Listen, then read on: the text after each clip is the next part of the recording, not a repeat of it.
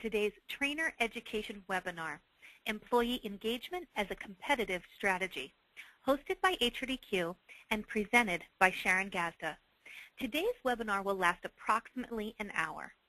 Before we begin, note that there is a question or maybe it's labeled a chat box on your computer. It's usually in the upper right-hand corner of your screen. Here you can submit any questions. You can do so during the webinar all throughout. And then we'll either answer those questions as they come in during our Q&A session at the end or by email after the session. My name is Sarah Montgomery, and I will moderate today's webinar. I am in business development for HRDQ, a publisher of research-based training solutions that improve the performance of individuals, teams, and organizations.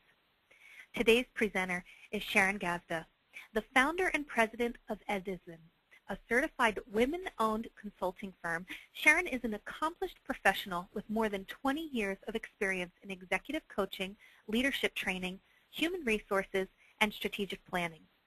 Her clients include organizations in the public and private sectors, such as the Department of Homeland Security, the Department of Transportation, the Environmental Protection Agency, AT&T, and Turner Broadcasting. She holds a bachelor's degree in sociology and a master's degree in education.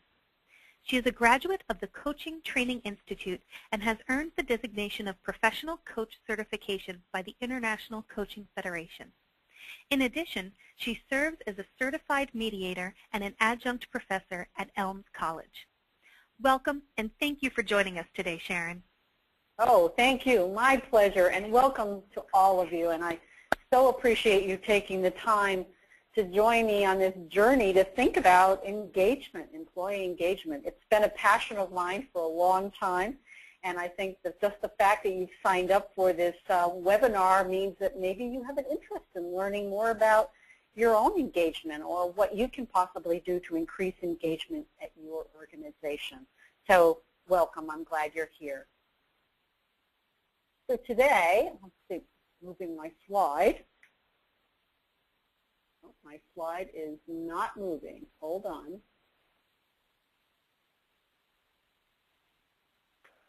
All right.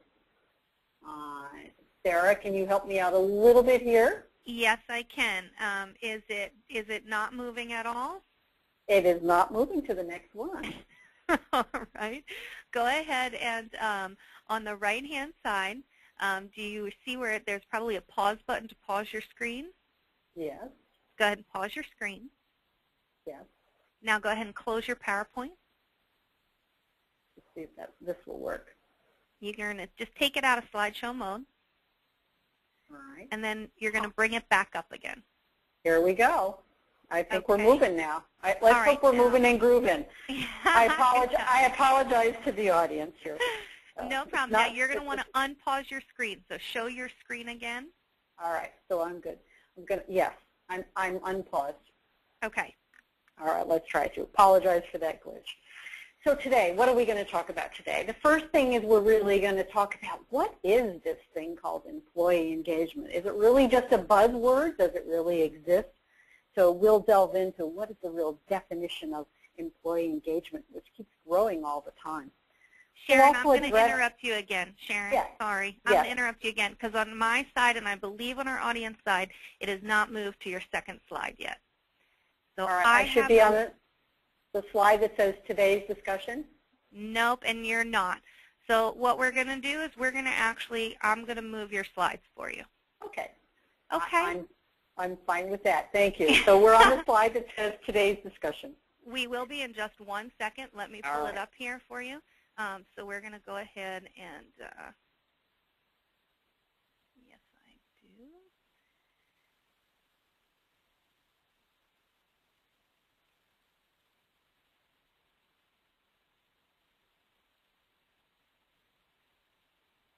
Okay. Thank you for your patience, everyone on the line.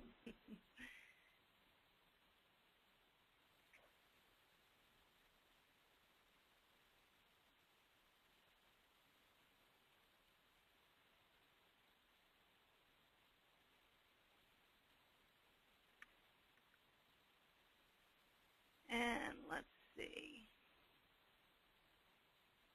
Okay, Looks like we are now up. All right, here Okay, we so are. now everybody is seeing today's discussion, and Sharon, you should be able to see that as well. I certainly do. Thank you. You're welcome. So just to recap a little bit, so we're going to talk about employee engagement. What is employee engagement? We've had some expanded definitions as the years have gone by since the research really started around 2006. We're going to look at the links to organization. Does it really offer a competitive advantage when you look at employee engagement? I'll talk a little bit about some of the leading research on what are the key drivers for engagement. And then to end off our session, I want to give you what I believe is a very easy-to-use, common-sense framework so that you'll be able to have engaging conversations yourself, whether you use it to reflect on your own engagement or whether you use it with your manager. Next slide, please. Employee engagement. Is this really a fad? You know, for many people I've had the opportunity to speak with over the years, they said, oh, you know, these terms, they come and go in human resources, human capital, OD. You know, that could be just a term like the TQM was in the past. I believe that the term is here to stay. I believe that the concept of employee engagement and what it offers as an advantage to organizations is going to be so needed, especially in this new world of work. So I believe it's here to stay. One thing I want to talk about a little bit too is that there's a difference between the term engagement and the term employee satisfaction. Many of you may have in the past taken employee satisfaction surveys. So you'll know that the common questions that we want to really determine if our folks are truly satisfied. Well, especially in this tough labor market, the term satisfaction has really departed in terms of, in place of that is the employee engagement. If you think of satisfied, well, you may yourself be an employee that right at this moment, you're just satisfied. You know, you're glad you have a job, things are okay, and when something better opens up or when the market turns around, you'll go elsewhere. But for right now, okay, I'm just satisfied. With employee engagement, we're talking about something very different. The word satisfaction is really attitudinal in nature, but as you see when we talk about the employee engagement, how we define it, it really has so many different layers that are added on. It's really about the cognitive piece, the emotional piece, and the behavioral piece. Next slide, please. The definition. So, the baseline definition, employee engagement, and talk about emotional attachment. And that attachment is to the work that you do, it's to the company or organization that you're affiliated with, it's to your manager, your leader, and your peer group. It's really, again, commitment. You are connected. It's also your willingness to expend discretionary effort. Wow, such a big word, discretionary effort. But just think of it in terms of how we always said, oh, that's the person that's willing to go above and beyond the call of duty. It's the person that's kind of like that go-to person that's willing to chip in and get it done. In my workshops, I'll often say to people, if you're making a movie of an engaged employee at your company, tell me what that employee is doing. What do they look like? How are they different than maybe just a satisfied employee or a regular employee? So again, it's the above and beyond commitment that really signals an engaged employee. Next slide. Thank you. In the Towers and Watson study, and Towers and Watson is a leading think tank research organization in 2010, they expanded the definition of employee engagement and really added 3 levels. They said, you know, engagement is really about the rational, the emotional, and the motivational. So again, they said, now this is really about getting people to understand their roles in organization. It's tapping into that so hard to measure passion, and again, that discretionary effort terminology that we just talked about. Are they giving that extra? And what does that extra really mean in terms of when we look at organizational success and what it brings to an organization. Another well-known organization and research body is the Gallup Group. So the Gallup Group had a very fascinating study called the American Workplace just last year in 2010 that really, again, continued to expand how we think about engagement and looked at the connection between engagement and wellness. Well, I think it's not difficult to understand that, wow, if you're engaged, you're less likely to suffer maybe some of those things in your health and well-being that the disengaged might suffer from. So during these tough economic times, things like anxiety or depression or whatever. And furthermore, to get to the bottom line, is this study really looked at, do engaged employees participate in a higher level more often in the organization's wellness program? So we know that employees that are more tuned into their wellness program are more likely to have the energy, the motivation, the passion.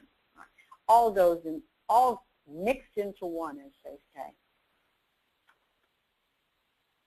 Dave Ulrich, who's a thought leader and well-known industry expert, so to speak, in the human capital arena, in 2010 even proposed another expanded definition of the engaged workplace and uses the word abundance and takes it, again, totally to a higher level by talking about engagement includes abundance, where employees are not only committed, they're coordinating their aspirations, they're creating value for themselves, for the stockholders, and for humanity in large. So really taking it up, adding the mission and purpose to it and saying, wow, this is even bigger than just ourselves alone. This is about humanity, as it were. Ulrich again said that employees who find deeper meaning at work, well, they'll be more competent, committed, and contributing. A lot of this seems, I know as I'm probably discussing the latest research, seems like, well, of course, doesn't that make logical sense? But as the surveys, hundreds and hundreds of thousands of employees have been surveyed through a variety of organizations and research firms, and what this all adds up to is we're now seeing patterns of what really is engagement and how we're going to get more of it in our workplace. So I hope that's been of interest to you. So let's take a quick beat on who's out there. Who are you out there today? I'd like to know if you work in the private or public sector, because I'm going to be talking a little bit about the research and talking about the competitive environment. So if you could select one, I work in the private sector, I work in the public sector.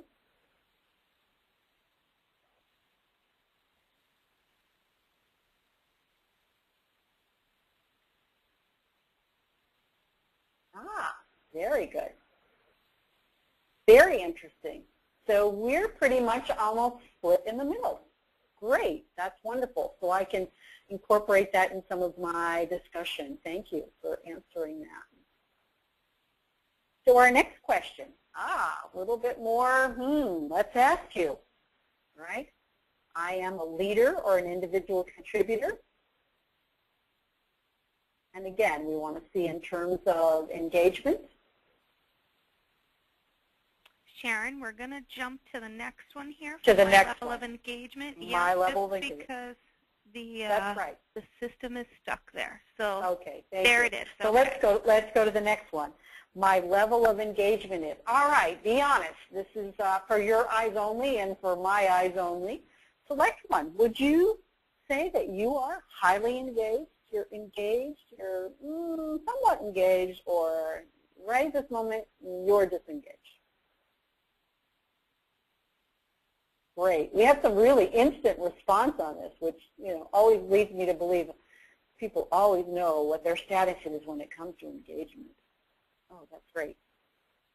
Great. Let's look at those results. Wow. to 40% of you are engaged. 21% somewhat. 2% of you are disengaged at this moment. So maybe this will be illuminating to see a better reason. And 37% are highly engaged. So this is good news. I may be preaching to the choir here, but it's good news to see such a high percent. And we'll talk about how that compares statistically in the U.S. to the percentage of folks that are engaged. So thank you for that. Thank you for contributing. So let's look now at the impacts of employee engagement. So the statistics are kind of sobering. There's that only 1 out of 3 employees in the U.S. is what we consider fully engaged. And it's estimated, conversely, that disengaged employees result in a $300 billion loss in productivity. Wow, that's 300 with a B, billion.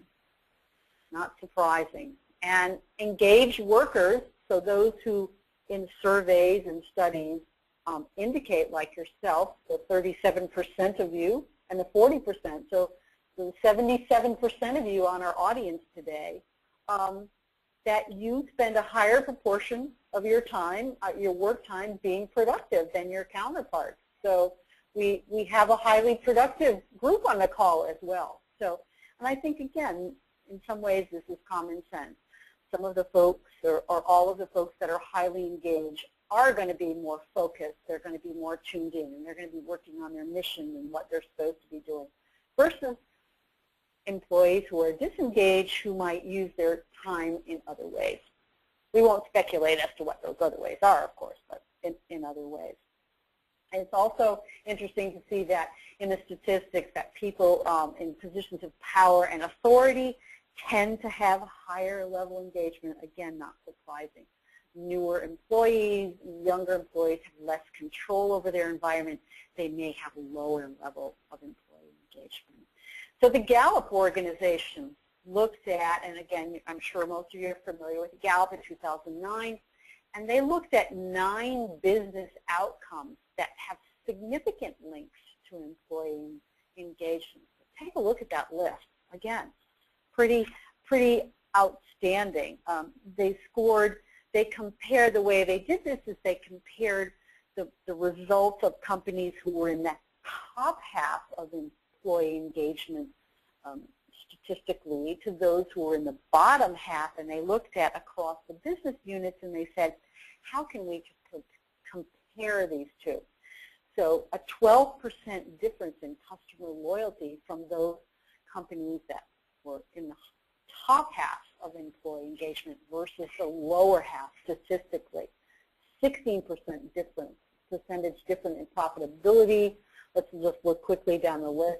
Safety incidents, 49%, very high differential between perhaps in a manufacturing environment from those companies who have high levels of engagement versus those companies that have lower levels. So we are really looking, whether you're in the private sector or the public sector, we are really looking to kind of the business bottom line, if you will, about what this means to your organization.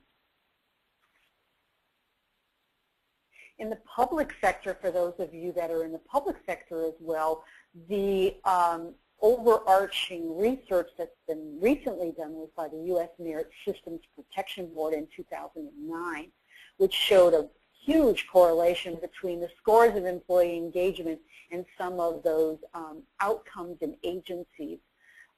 Many of you, if you're in the government sector, you may be familiar with OPM's annual surveys and looking at those metrics where they look at not so much stock market returns and dollar returns, but things equally as important, which is use of sick leave, any EOC complaints, lost time, and in terms of intention to leave, which is the retention area. So in the public sector as well, really looking at those metrics which say, what does this mean? What are the links to our organization about our engagement levels? Several studies, show a huge correlation. Very, I guess huge is not a statistical term, so I'll use a very strong correlation between the highly engaged workforce and financial performance. So those organizations that monitor financial performance, show and outperform others by 22%, and that would be the total stock index. They also deliver better financial performance, 5.75 differential in operating margins, 3.4% in net margins. In the public sector, they're looking at too. The research shows that higher engagement in the public sector leads to higher performance in terms of budgeting, in terms of compliance of all those financial metrics government-wide.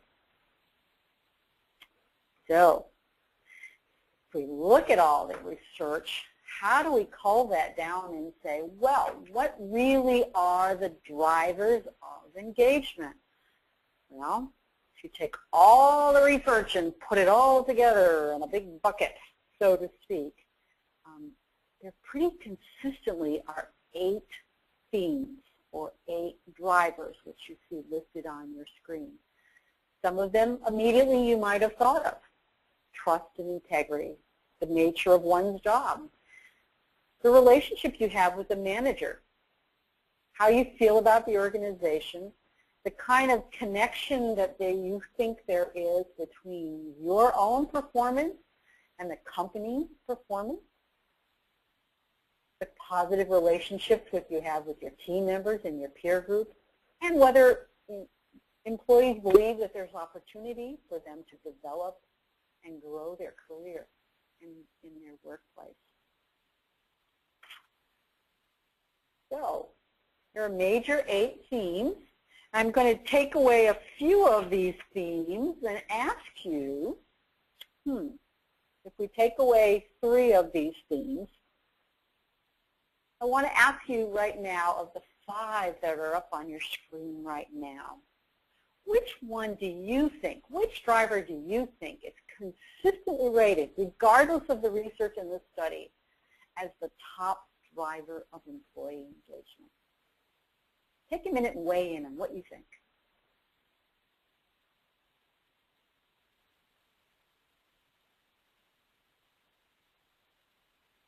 I see some trending here. We've got 2 drivers that seem to be neck and neck, so to speak, in what people are thinking about. Great.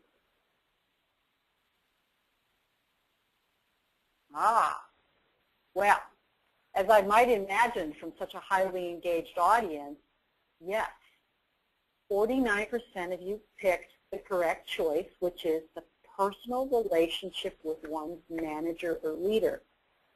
You may have heard the phrase often that says, people don't really leave companies, they leave managers. So that number 1 driver, regardless of the study, is the relationship that you have with your manager. Or if you're a manager, the relationship, the connection that you're making with the folks that you manage. Very, very powerful.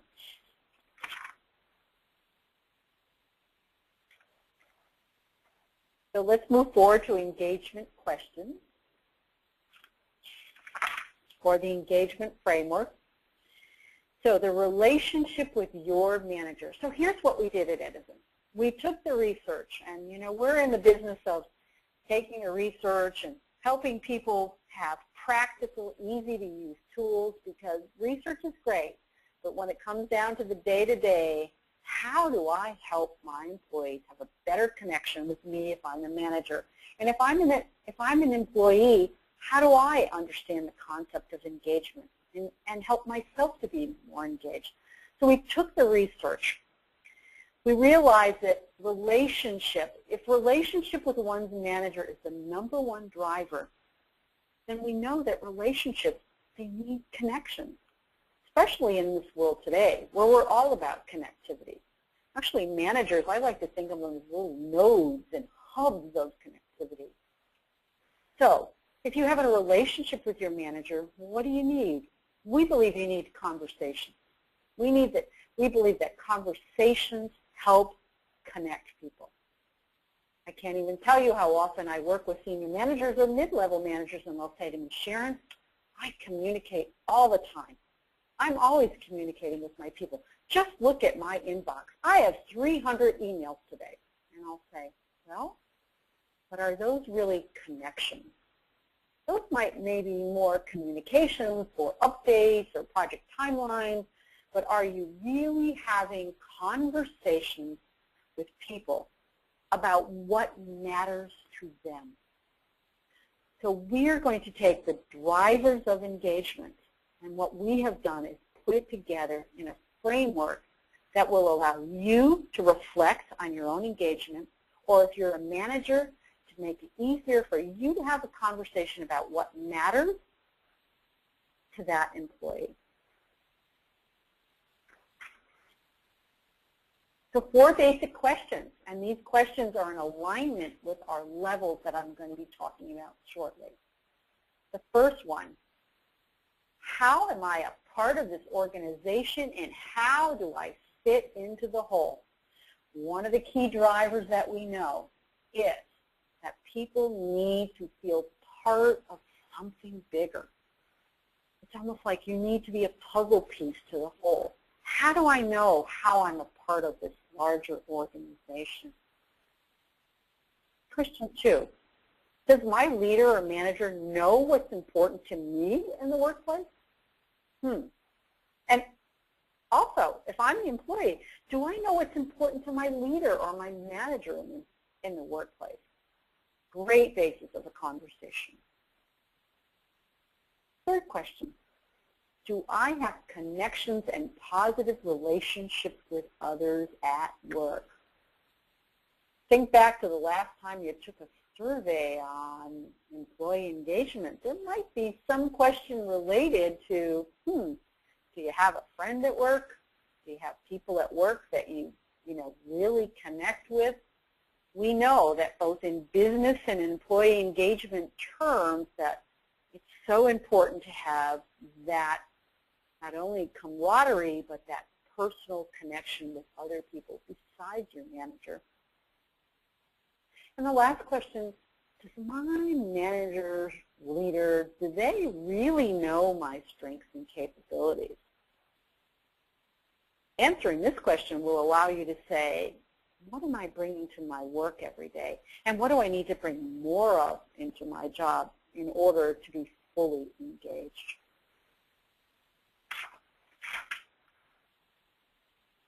So we use a pyramid, a very simple pyramid, to look at the levels that correspond to the drivers, that correspond to the questions that we just reviewed on the previous slide.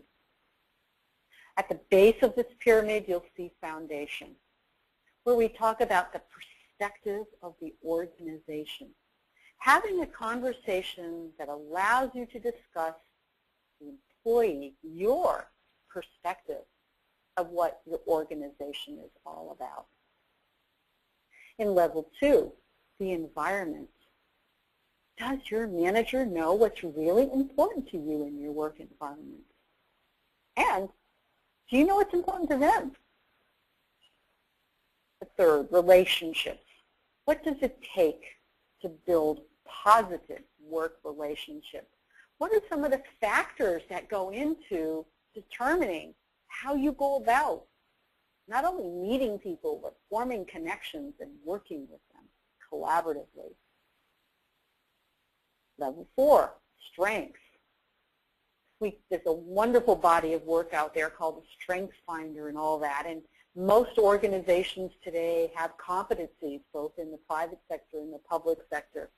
So what we did is we just looked at some simple strengths by category that folks could look at and say, have a conversation with their manager about, here are the strengths that I really believe I bring to my role every day. And reflection.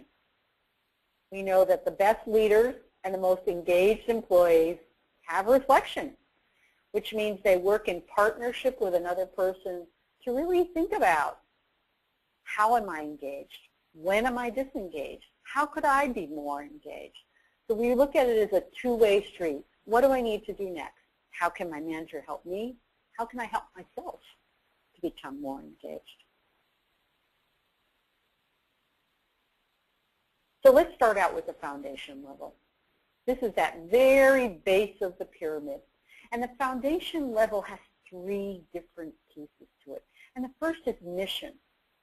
Now, you may be from an organization and have very fancy, a very lengthy mission statement. It's well planned, well thought out, came through lots of committees, been vetted in a lot of places.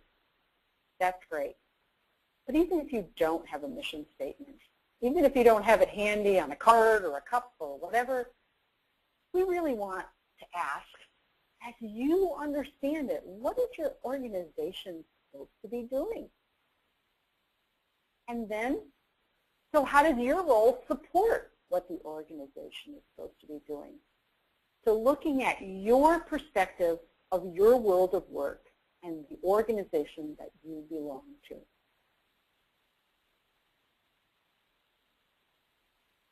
The next are resources. Having a conversation with your manager or understanding yourself what resources are essential for you to get your work done. And when I say resources, I really refer to the whole gamut of resources, which could be other people, it could be data, it could be supplies, it could be materials, it could be budget, it could be many things. Computers, you name it. It's all of those things. What do you really need to get your work done and succeed? What is critical for you? What is essential? And then the big one for all of us, no matter what your job is, even if you're fully engaged, as many of you said you were, what gets in the way? What gets in the way of getting your work done? The last factor in the foundation level, that base level, is the culture. Now, how would you describe the culture where you work? What makes it really unique? Every organization has a personality. You could have an open culture, a friendly culture, a quirky, a dysfunctional, bureaucratic, hierarchical, crazy, frenetic. All of those describe the personality of your culture. Knowing what the culture is, knowing what you can control, knowing what's out of your control is extremely beneficial when you understand what part of engagement, culture, and the links between culture and engagement. Having this conversation with your manager and having a connection will really help you define that. You may, in your past work life, have come from a very different culture, and now you're in a new environment. So understanding the personality. It's like every family. Every family has a dynamic, whatever that is. Environment level. Oh, so important, the environment level. The environment level talks about what's not negotiable for you. What do you really need in your work environment to succeed, to be engaged, to fully feel good about going to work every day, and we all spend long hours at work. What's it going to take in your environment? Take a minute. I'd like you to look at these terms. They are all very important things that can be found in a work environment. There are 12 phrases here. I want you right now to pick your top 3. When you look at these words, what are your top 3? Your non-negotiables. I must have this in my work environment. Now that you've picked your top 3, think about what that really means. Because each one of these terms here can be so differently defined by each one of you that are on the call today. I was working with an executive a couple of weeks ago, and the executive said to me, it was a healthcare organization, and the executive reached out and picked the card and said, balance. I must have balance in my work and in my organization. So I immediately thought, okay, my mind was racing, and I thought, okay, well, maybe this person is talking about work-life balance, or maybe there's something going on in this person's world that, you know, work balance, work-life balances come into play. And I did what I shouldn't have done. I had jumped ahead and made assumptions. And I asked that person, tell me more. Tell me what balance looks like to you. What does it mean? And this executive said, you know, in my job, I make critical life and death decisions every day about what our patients need. But I have to have balance. I need to be able to balance that with what's the right thing for our organization to do. What's the right thing for us to do from a business imperative? We have to stay in business, but yet we have to meet the needs of the patients as well. So I need balance in my world. So important. So if you chose words like creative or learning, what does that really mean to you? If learning is so important, if it's a non-negotiable for you with your manager, have you had that conversation about, what do I need to be learning? What am I not learning? How can I bring more learning into my work? How can I really increase my level of engagement by bringing that in? If some of you said fun, what does fun mean? What exactly does fun mean? It could mean many things to many different people. What does potential mean? What does innovative mean? So each of these phrases, each of these words, I should say, has a very special meaning to you as an individual.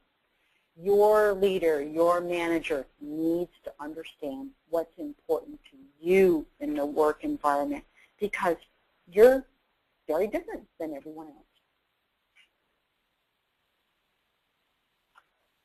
In our next level, we talk about relationships and how important it is not only to be just connected to your manager, which is the #1 driver, but how important it is to have other positive workplace relationships. How do you interact with others at work? How do you get what you need with other folks involved to get your work done? The positiveness, so that you're not just there alone. So let's look at some of the factors that go into building relationships. We look at 6 factors. The first, conflict resolution. How important is this to you? That you're in an environment where differences can be negotiated, where you can anticipate conflicts and conflicts can get resolved, where disagreements can happen, but they're very constructive. How important is this to you in your environment to form relationships? Because all relationships come with some type of conflict.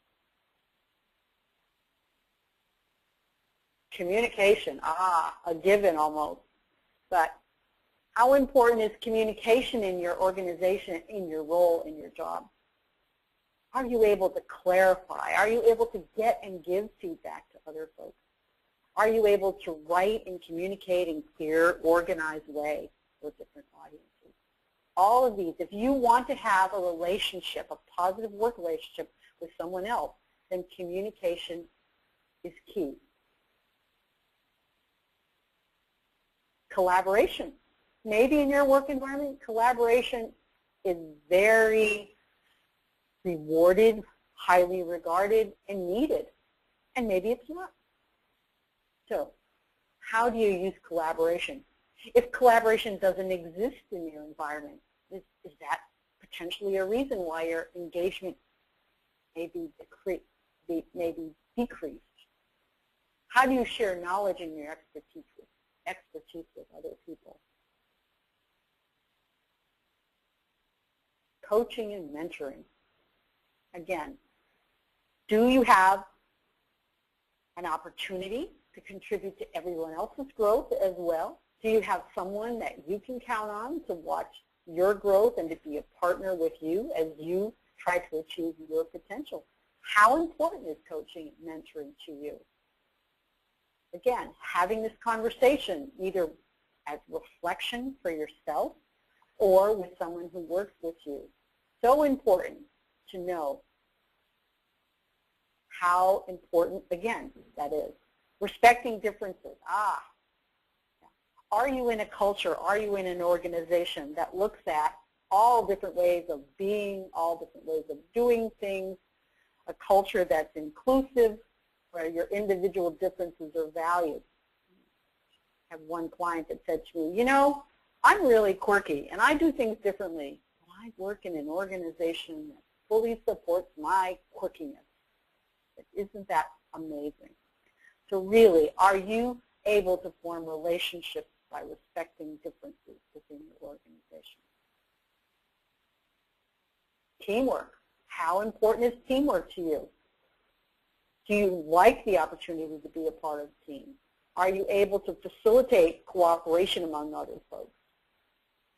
Are you in an organization that has team commitment and a lot of pride? Again, how important is this to you in terms of your engagement? Positive workplace relationships are a key driver when we look at employee engagement. Having conversations with your leader about how you can create better working relationships across the organization. These relationships might be moving up the line, across the line, down the line. How can your manager make them happen for you?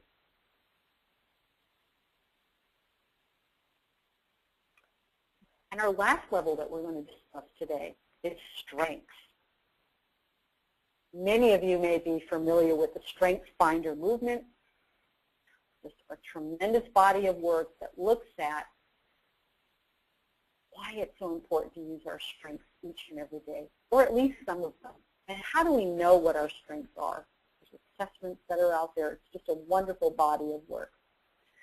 What we did is we looked at competencies across organizations, and we looked at some of kind of the research, and we said, okay, let's break it down into 4 types of strengths. And let's make sure that managers, employees reflect, have conversation, and really understand the strengths that people bring every day to their job. Because we know that strengths are those things that you're accomplished at, that you have a passion for, things that make the day just fly by. They're even effortless, if you will. So having these strengths and being able to bring them to your everyday work is a key factor in whether or not you will be engaged. As you look at the summary worksheet, look down under level 4. Let's take a minute. Let's look at the first group of strengths, which are the technical, 5 technical strengths there. If you're doing your own self-assessment and you're sitting there, be mindful. Do you bring any of those technical strengths to work? You may bring all 5. You may bring none. Is this an area you want to learn more about? Is this an area that you're bringing to work but you're being underutilized? What would you say? How would you reflect on these strengths?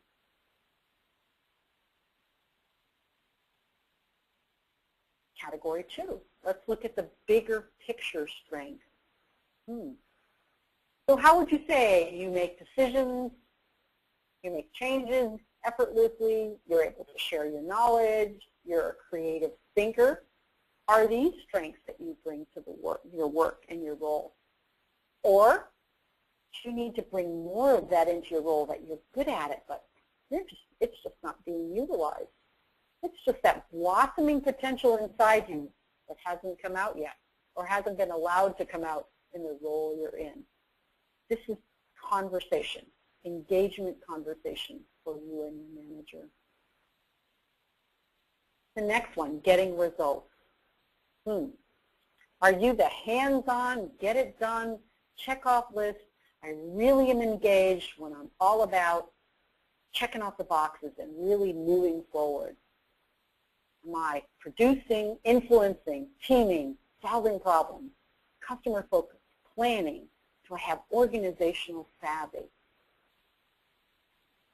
So if I'm your manager and I'm having a conversation, an engagement conversation, because I want a better connection with you, then I really want to know which of these strengths is important to you. Which do you believe you bring to your role? And if I'm your manager, I may say, you know, I see a lot of this strength in you that you haven't mentioned. Or I see the possibility for this strength, which I think you could add to your role for your potential. In the last group, individual strengths. Are you the go-getter? Do you take initiative? Do you take responsibility? Do you love learning? Can I always count on you? Are you dependable? Or do you have that all-important positive approach? Again, as an individual, I'd like you to reflect on these. So just take a moment. If you're looking at this on the screen, jot these down. If you have a worksheet in front of you, check them off. When you're reflecting on your strengths, where are your strengths? Are they all in one category? Are they across the 4 categories? Where do you fit? So we've covered 4 levels.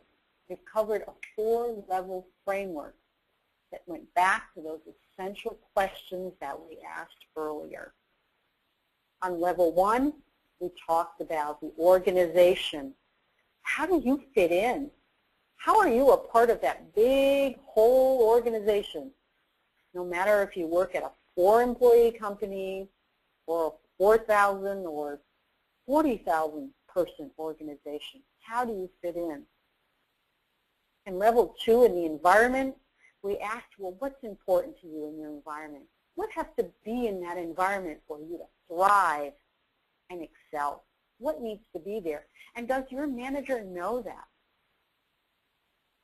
The next level in relationships, we looked at how are you going to maintain positive connections and working relationships with others all over the organization.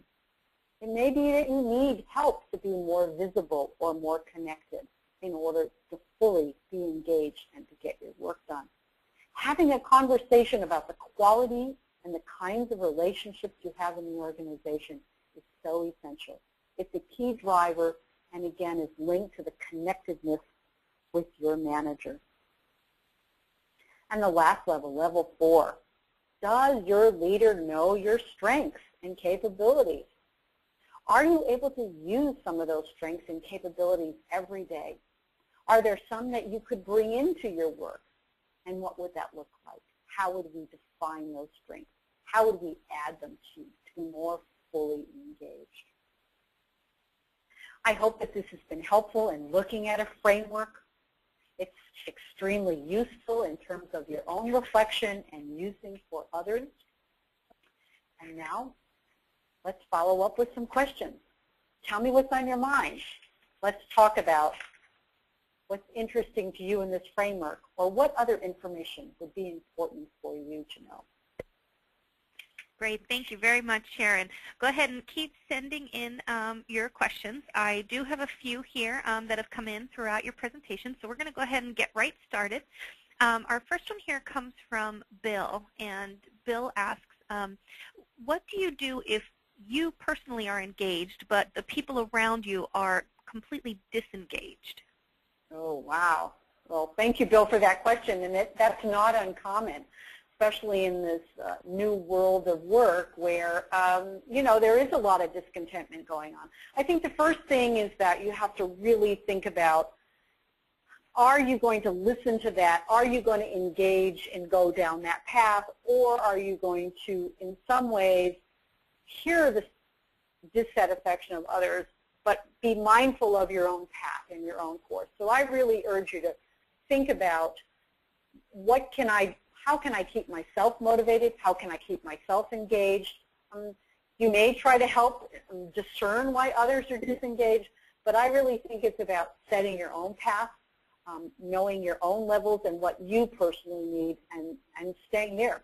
Can't save the world, as they say. Great. Our second question here comes from John, and John's asking if you could talk a little bit around how do you marry employee engagement with an employee satisfaction measurement and improvement process? How do you marry the employee engagement satisfaction? I think most employee satisfaction survey have dimensions in them which fit very nicely to drivers of the research of engagement. So if the process is around finding out if there are certain areas where people are not satisfied, then how do we make those logical changes? Again, because the research points to connection being the key driver, I think you always have to bring it back to that context of how do we get managers and employees together, because this is about a partnership. It's not about employees waiting for their manager to do something miraculous to make them engaged. It's a two-way street. So I think you always have to take the data, take the processes you're using, take whatever surveys or tools you have, and then make a combined effort to have a path. You've got to have a combined plan that says, this is what we want our employees to do differently in new ways, but we need new ways of thinking from our managers as well. Thank you. And from June, June asks, how can you bring in your strengths to a job that may not require those abilities? Yeah. That's a tough question and a good question, because many folks may be in a job which does not incorporate all of their strengths. Well, of course, that would probably be too ideal. But in everyone's workplace, we need to be cognizant of, are we a good match? Are we using our strengths in the right way? So being clear about what your strengths are is the first step. And then next is having a conversation with your manager. For instance, I was talking with a client, and the client was relaying a story to me about a young woman who said, I really want to do more with financial management. And this person had no financial management, responsibilities or duty. In the course of talking with the manager found out that this person is a volunteer for an organization outside of work, and is basically their CFO. So it has tremendous strengths and capability in financial management, and now would like the opportunity to maybe integrate those strengths into her job. After they had the discussion and the manager was aware of this, he started to see that maybe there were some projects, maybe there were some individuals, maybe there were some things that could be moved into this person's scope of work that might utilize that tremendous strength that this person had to offer. Great, thank you. And continue to send in those questions. We have a number still coming in here, so go ahead and keep sending those in. We're still collecting those. Another question here came from Lynn. Lynn's asking about the research data. And does the research data show any difference in the engagement levels by generation? And if it does, are there any strategies a manager can use to bridge those gaps?